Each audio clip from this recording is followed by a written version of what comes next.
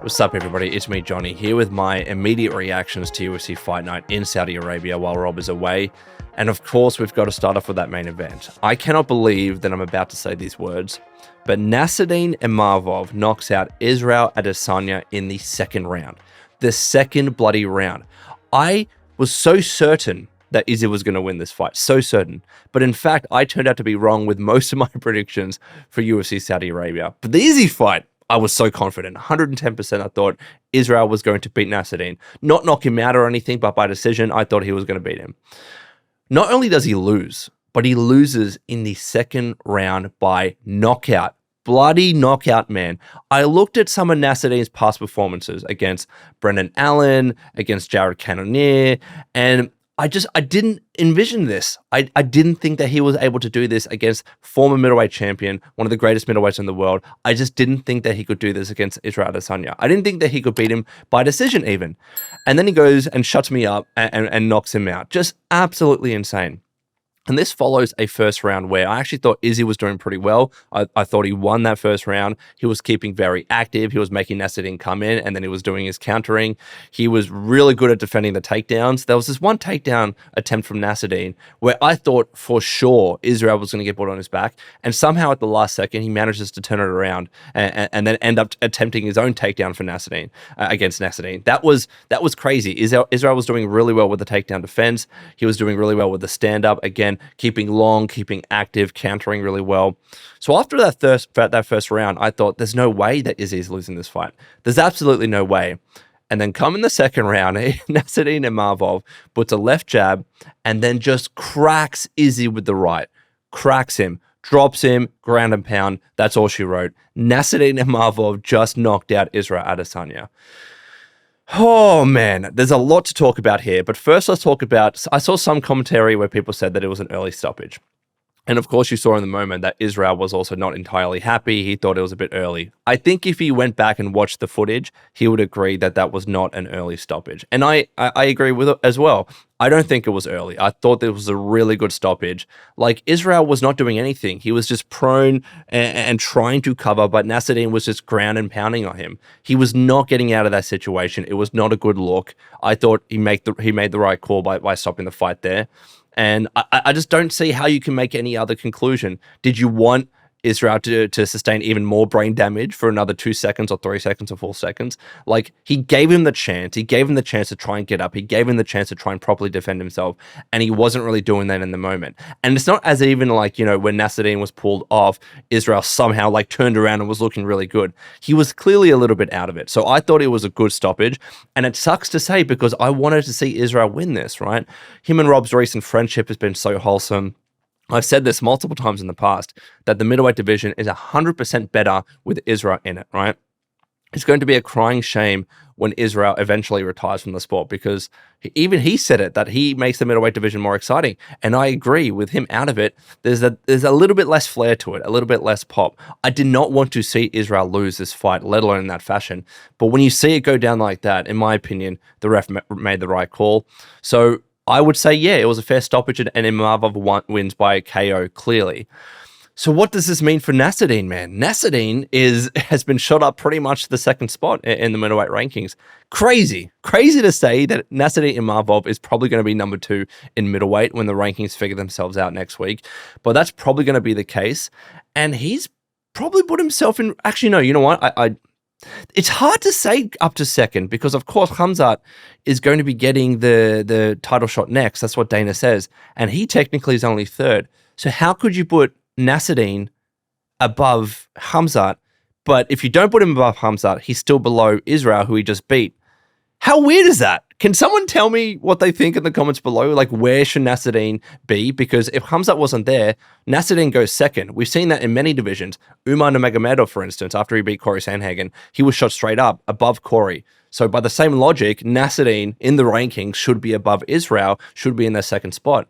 But does it make sense to put him above Khamzat, who is definitely getting the title shot next? The Khamzat situation's a bit weird because he, of course, came from a different division. He had the streak behind him, the star power behind him. So even though he's only had a couple wins in middleweight, it makes complete sense that he's getting the title opportunity next.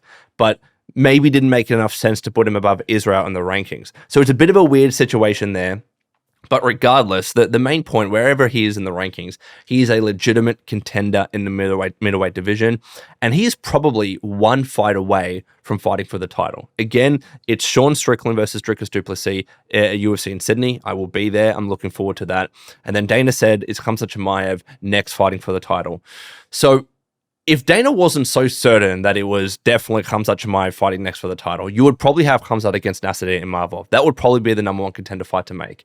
But if Khamzat is definitely fighting for the title next, who the hell does Nassourdine fight? Probably the loser of Dricus versus Sean. That's my best guess as to what happens. And then you make that a number one contender fight, especially if it's a close fight. Like if it's a very close fight, easily that's the fight to make. Hypothetically, let's say Dricus loses a very close decision or a very close fight against Sean Strickland, and you might not want to give him that immediate rematch because Khamzat is next.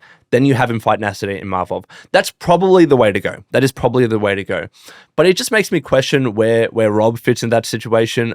I keep saying that Rob's next fight is it's a good idea to have him fight Caio Borralho. It's not confirmed or anything, but just looking at the rankings and after this Nassourdine fight, I think that's a good fight for Rob. But yeah, like absolutely Nassourdine is now one of the legitimate contenders in the division, and he probably fights the loser of Sean and Dricus. So let's see how he goes. But man, Nassourdine, he proved me wrong. He proved me wrong. Like his springing, I touched on his springiness and his boxing prowess in earlier videos. But again, looking at his past performances, especially against Brendan Allen, I just didn't think that he could do this against Israel, no less, against a prolific striker and counter striker like Israel, but he ends up doing it. So kudos to Nassourdine, man. Impressive victory. But the big question now is, what does Israel Adesanya do? He probably goes down the rankings. He's probably going to be lower than Khamzat at the very least. He probably stays above Rob. And now that Rob and him are friends, and they've trained together and they've said that they're not going to fight with each other. At least that's what Rob said. You can't really have Israel fight Rob. So what does he do? Does he retire? There was a lot of talk, and I watched the Weasels podcast about this, and he talked about this quite often, that there was a lot of talk about is his demeanor going in, and especially when he was saying that, this fight is for me to prove to myself that I still have it. I'm not here for the belt. I'm just here for exciting fights. He was saying stuff like that, which isn't always the best look, right? I was just chalking it up to Izzy coming off a couple of losses. He's trying to G himself up, right? But then when you lose after saying stuff like that, a lot of people are going to suspect that maybe Israel's on his way out. Maybe he wants to retire. I don't know if he's going to retire. It still feels like he wants to fight, but who knows after that last fight, especially when you get knocked out. I don't want to see him retire, but who else is he going to fight? Does he fight Marvin Vettori again? Absolutely not. Does he fight Jared Cannonier? I don't know, man. Brendan Allen, maybe. It's such a weird one. Maybe a Brendan Allen fight. Maybe. He's fought so many others in the division, and Brendan Allen's coming off a loss, I believe, as well. So that could be a good fight to make. Just let me know what you think in the comments below. The middleweight division is such a weird spot right now.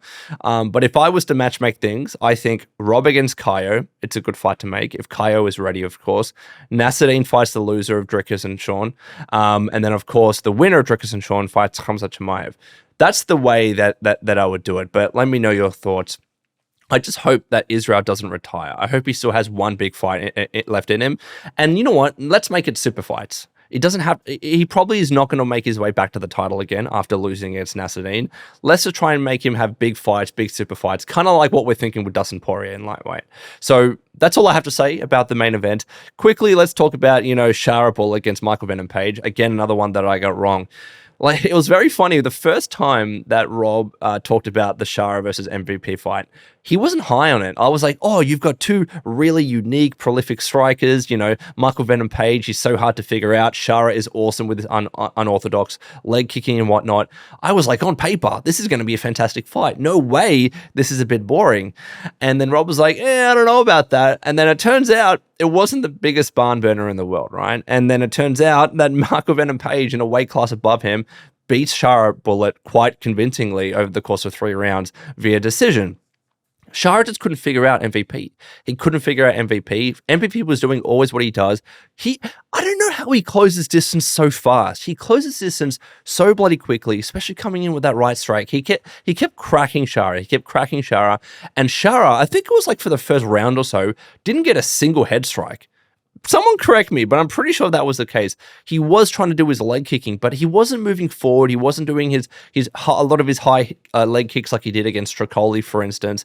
He wasn't showing any of that prowess like with his double spinning back fist knockout. He just couldn't figure out Michael Venom Page. Michael Venom Page was too fast for him. He was probably a class above, and he honestly, he didn't look too impressive. He actually, like, MVP, makes sure that Shara Bullet is not undefeated anymore, which is the craziest thing to say as well after that. Shara was 15-0 heading into this fight. He had a lot of hype behind him. He could have been the next up-and-comer, the next contender in the middleweight division. And then MVP comes up a weight class and says, no, I want to put a stop to your plans, and then just beats him quite convincingly over the course of 3 rounds. I could see giving Shara the 3rd round for sure.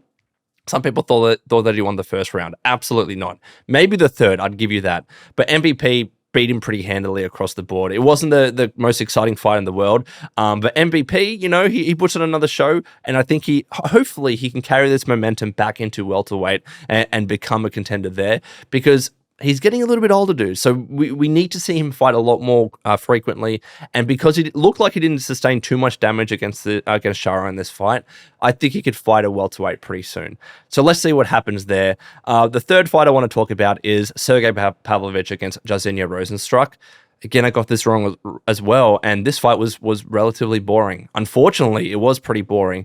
It feels like Tom Aspinall completely changed Sergei's approach on fights. He's just so hesitant.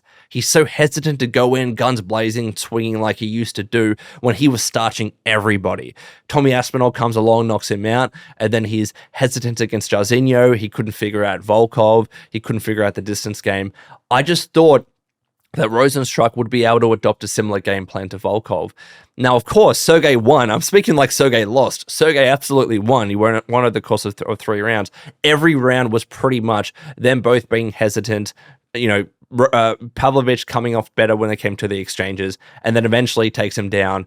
Not even like a proper takedown. Like, Jairzinho kind of falls into the position. He kind of gets pushed over, and then Sergei just laid on top of him with some striking. And that was pretty much all 3 rounds, right? So it wasn't the most exciting fight at all. I was actually quite disappointed by it. But all I'm saying is that Pavlovich, yes, he won, but he looked so hesitant throughout. He wasn't really looking for that big knockout blow. Yeah, man, it just, the heavyweight division's just not looking the best right now. It really isn't. Yes, Pavlovich wins. Who does he fight next? I'm looking at the heavyweight rankings now, because who's above him? Volkov, Gane, Aspinall, and Jones. Probably Pavlovich against Gane, because I don't believe, even though Gane beat Volkov, he absolutely did not beat Volkov. So I would put Pavlovich against Gane. I think that's a really good fight to make. That would be 4 against 2, because I don't think Pavlovich moves up in the rankings over Volkov, because he lost to him, of course. So I would have Gane versus Pavlovich. And in my opinion, Volkov, they should just pretend Volkov won. Pretend Volkov won, and then have him fight. It's such in a weird spot right now, because Jones needs to fight Tommy Aspinall. But if Jones retires, then it's Aspinall versus Volkov, in my opinion. If Jones doesn't retire, those two fight, and maybe Volkov fights the loser. But if Jones loses, he's absolutely retiring, and maybe Tommy Aspinall just fights Volkov. It's in a weird spot right now, but Tommy Aspinall starches everyone. He starches absolutely everyone in that division. Sergei Pavlovich, yeah, he wins, but he didn't look too good doing it. He's just too hesitant now. Tommy Aspinall has changed him. He needs to go back to his ways of just moving forward, constant pressure, and then swinging like a bear. That's the Pavlovich we want to see. We want to see Pavlovich starching people, but that's not what we saw tonight, even though he won. And then next fight, I'll quickly go over. Vinicius Oliveira defeats Saeed Nurmagomedov. The Nurmagomedovs haven't had the best time recently. Of course, Umar lost. You have Usman winning I didn't actually end up talking about that fight, but the Usman and Paul Hughes fight, I probably thought Usman still won, but it was very close. People thought that, Paul Hughes maybe actually got the better of that fight. The Weasel thought so, for instance.